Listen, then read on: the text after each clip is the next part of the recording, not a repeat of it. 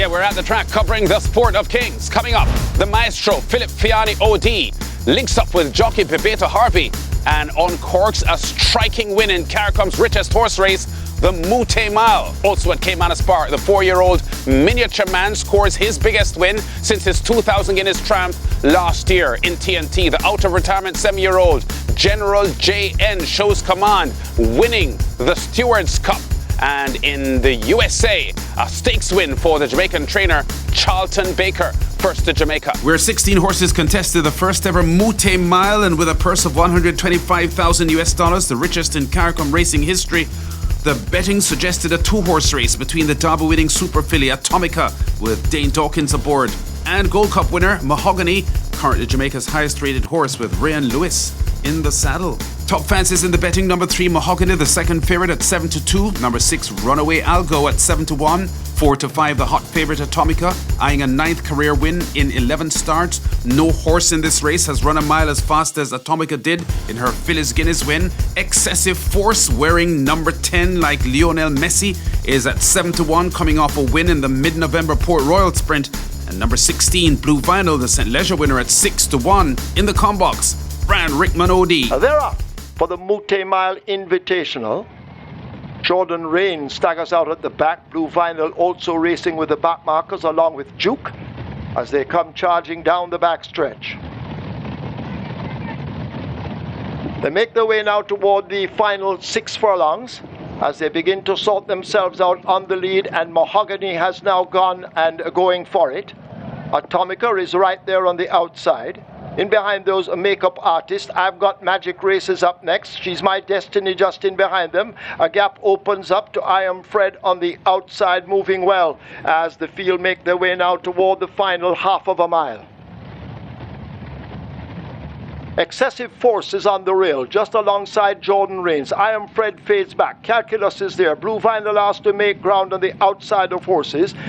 King Arthur is next as they charge away with Eagle One for company. One of a Kind is racing next. Then toward the back of the field, that is Race Car, and Duke now asked to make late progress as the field arrive at the 5/16th, and it is Mahogany who has the lead at the top of the lane. Mahogany with it. Runaway Algo now in hot pursuit over against the rail and asked to close up that She's My Destiny, but it is Mahogany inside the final 3/16 who holds a commanding advantage. She's My Destiny is in hot pursuit. Here comes Jordan Rains on the rail. Excessive Force, Mahogany driven to the max in the Moute Mile inside the final 16th. Here now flying over against the rail. Excessive Force bursting through. Race Car is wide and Excessive Force wins the Moute Mile.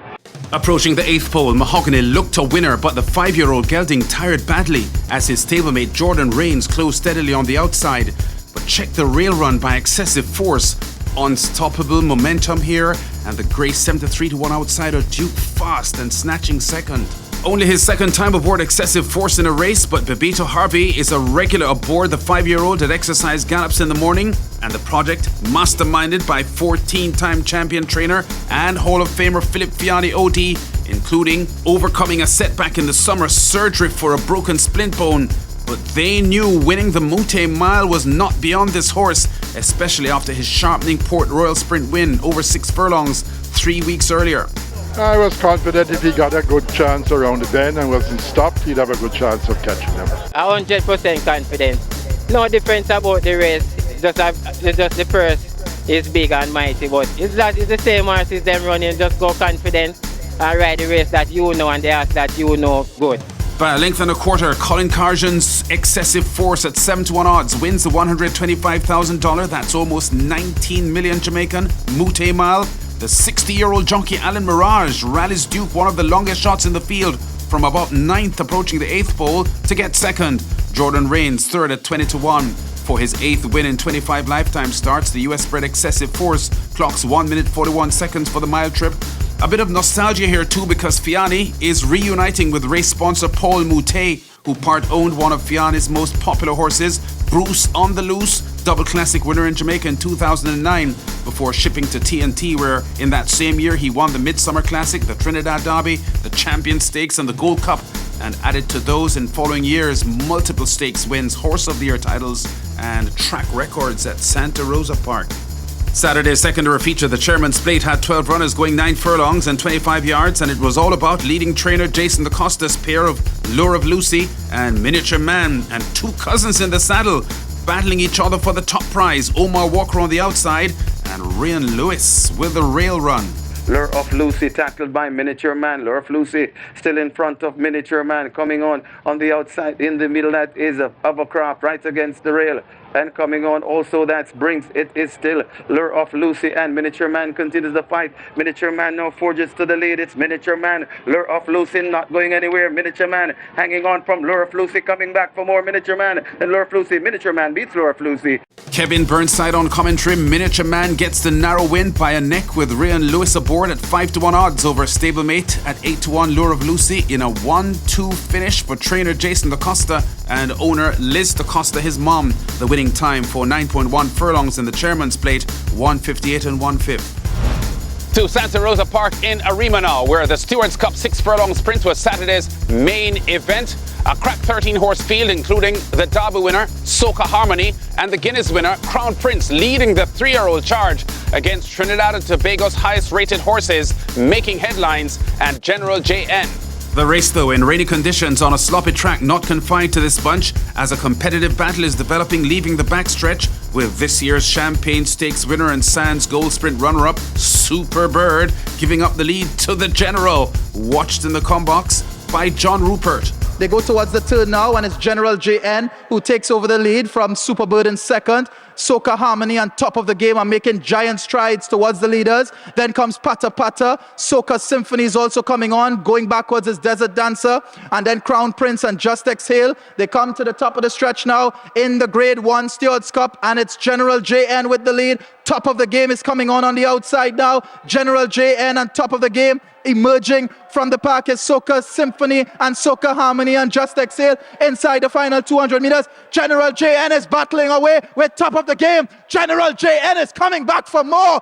18-1 shocker. General JN wins it. Jerry in the races, General JN, recently back from a brief retirement, gets his first win in 21 months, scoring by 3/4 of a length at long odds of 18-1, beating 14-1 bet top of the game with Just Exhale. Last year's Guineas winner getting third at 99-1. Dylan Kellowan aboard for the win, engineered by top trainer, they call him the Wizard, Glenn Mendez. 1:13.08, the winning time for 6 furlongs in the Stewards Cup.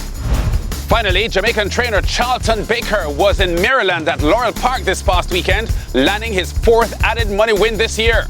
Baker's entry, Malibu Moonshine, was a 6-5 favorite in this Maryland Juvenile Filly Stakes for 2-year-olds, going 7 furlongs for a US $100,000 purse. Malibu Moonshine was kept a long way off the early pace, but when she quickened approaching the final bend on the jockey Angel Cruz in the red cap on the outside, it was clear her run was a winning one.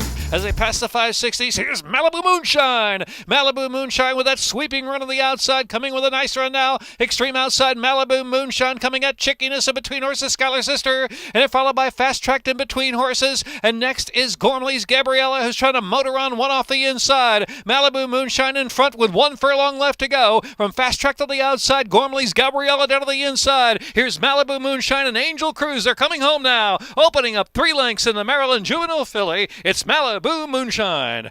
Malibu Moonshine takes the Maryland Juvenile Filly Stakes as a 6-5 favorite on a jockey Angel Cruz, scoring by 2 lengths over the 14-1 bet. Fast Tracked, clocking 1:24.95 for the 7 furlong trip for her 2nd win from 2 starts. And post-race, Charlton Baker explained why this win was particularly satisfying. Today she overcome a lot. Last time we entered her, we had to scratch her day on the race because she got sick, and she never really got out of it for about 2 weeks, and then we had to get her back to so it was overcome a lot today just to win. He also had wins at New York's Aqueduct Racetrack Friday and Sunday. Charlton Baker, a man born for racing. His dad was a trainer at Caymanas Park and his grandfather was a jockey. Before we go, other wins of note for Caribbean men in North America. Sappy Joseph Jr., the Barbadian, 3 wins at Gulfstream Park where he's champion and leading trainer. And he also had a win at Tampa Bay Downs. And at West Virginia's Charlestown Racetrack, the Barbadian Rashawn Latchman had 2 wins in the saddle. We've been at the track covering top stories and exciting races in the sport of kings. Check us out again next week.